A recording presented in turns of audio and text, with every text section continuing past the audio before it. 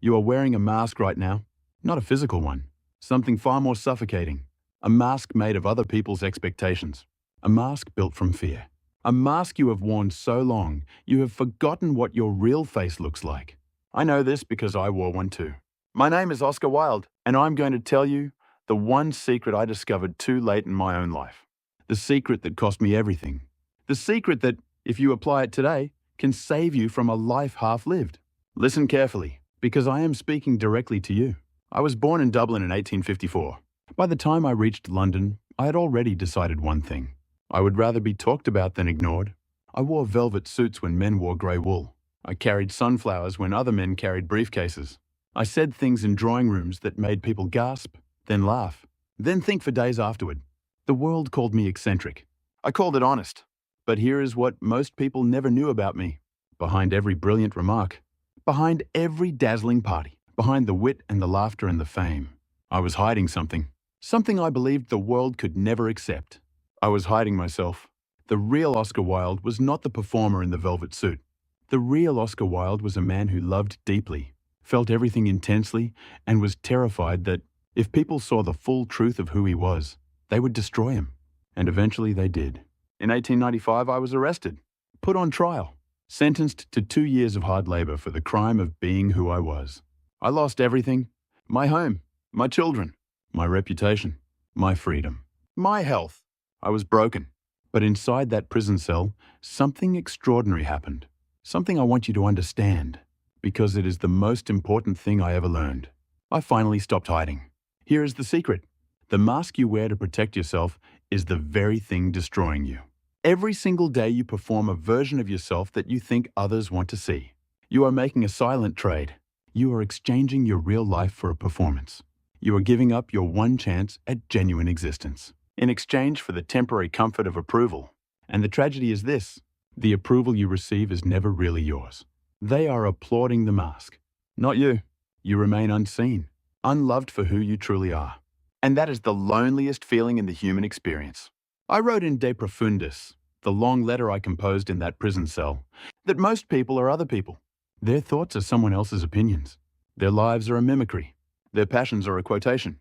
Does that feel familiar to you? When did you last make a decision purely because it was true to you? Not because it would impress someone. Not because it was safe.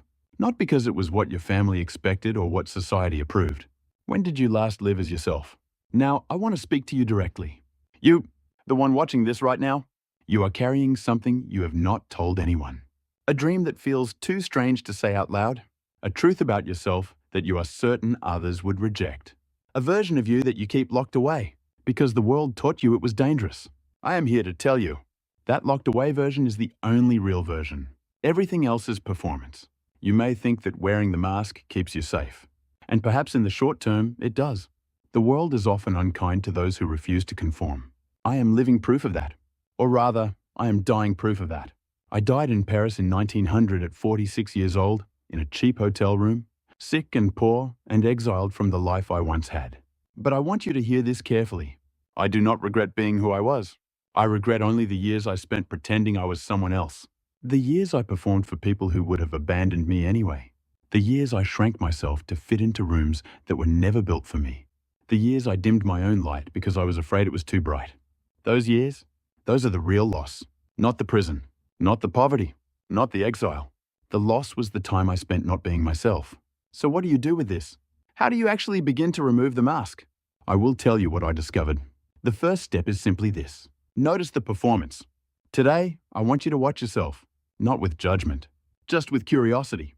Notice the moments when you change what you say because of who is in the room. Notice when you laugh at something you do not find funny. Notice when you agree with something that makes you uncomfortable inside. Notice when you dress, speak, or present yourself in a way that is designed to manage other people's perceptions rather than express your own truth. Just notice.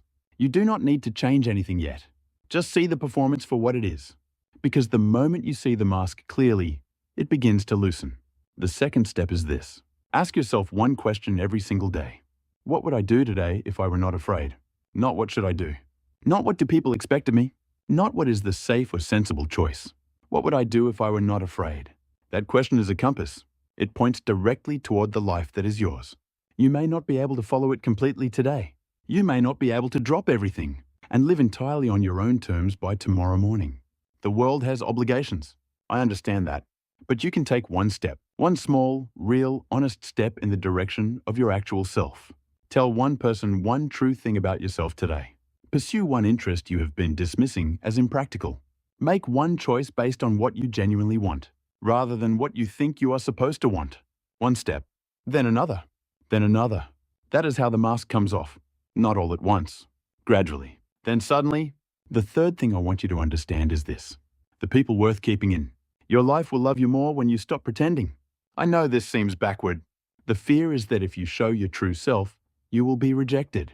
And perhaps some people will reject you. I will not lie to you.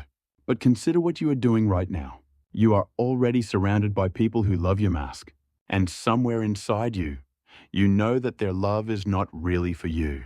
It is for the performance. Which means no matter how many people surround you, no matter how much approval you collect, you still feel alone. Because you are alone inside that mask, the relationships that are worth having are the ones that can hold the truth of you. And those relationships only become possible when you offer the truth of yourself to be held. This is what I understood too late. I had the wit of a genius in the company of thousands, and I died alone in a hotel room because I never let anyone close enough to know the real man beneath the performance. Do not make my mistake. I want to leave you with something I wrote. To live is the rarest thing in the world. Most people exist. That is all. Most people exist. They get up. They perform. They collect approval. They avoid discomfort. They manage perceptions. They wear the mask until the day they die. And they never once live. You have the opportunity right now, in this moment, to begin choosing differently. You do not need to be brave all at once. You do not need to announce yourself to the world in some grand gesture. You simply need to begin the slow, quiet, courageous work of becoming honest. With yourself first, then with the people around you, then with the life you are building. Ask yourself this, and I mean it. Really sit with it. If you died tomorrow, would the people at your funeral have known who you actually were? Or would they only have known the performance? That answer will tell you everything you need to know about how to spend your remaining days. I am Oscar Wilde.